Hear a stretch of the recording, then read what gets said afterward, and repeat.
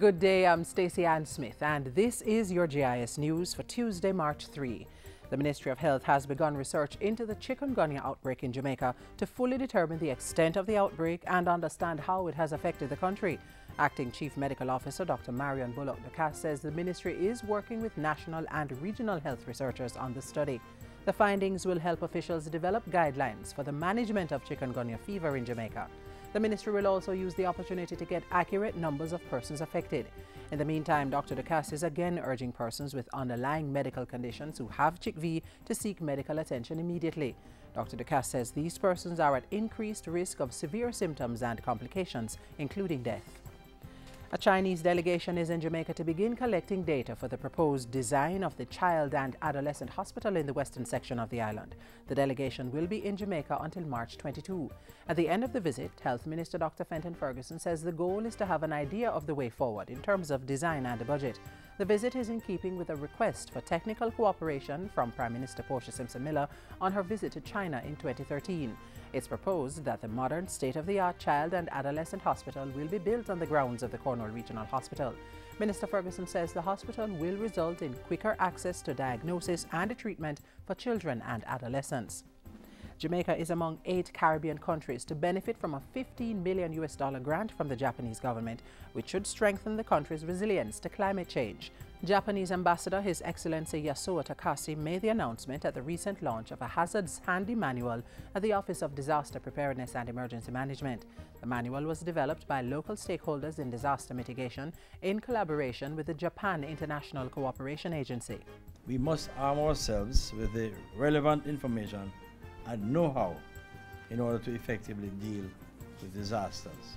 The Hazards Manual will be available for sale at a cost of $300, with the proceeds going towards a community vulnerability fund. A limited free distribution scheme is available for government agencies and non-governmental organizations.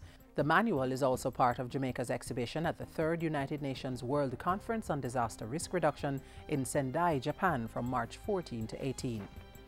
Agriculture Minister Derek Kelly is imploring Portland farmers to increase their banana production as the country seeks to ramp up export of the crop to markets which include the United Kingdom. Minister Kelly says the parish is traditionally one of the leading growers of banana and farmers there need to reclaim their position. Our aim for Portland farmers is for you to produce at least 30% of the targeted amount of bananas for export within the short to medium term. The Agriculture Minister was speaking at a recent Rural Agricultural Development Authority RADA Open Day held at the Folly Oval in Portland.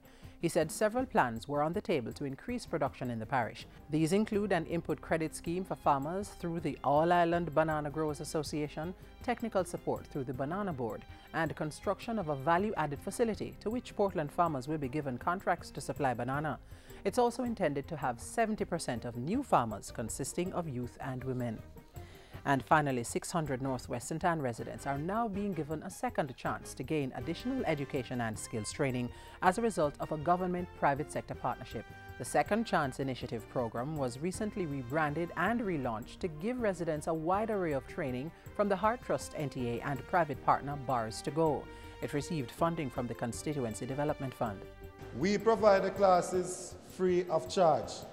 What we're trying to do is to partner with Heart so they can work with you to make you more employable and to see if some placement can be made. And we've also taken the initiative to write to the hotel so we can get some internship spots for the persons so it can put you in a better position to benefit from employment. Courses in the program include bartending, bar and beverage supervision, merchandising and customer service. Participants will get NCT VET qualification when they complete the 3-month courses. And that's it for GIS News today. I'm Stacey Ann Smith. Thank you for watching.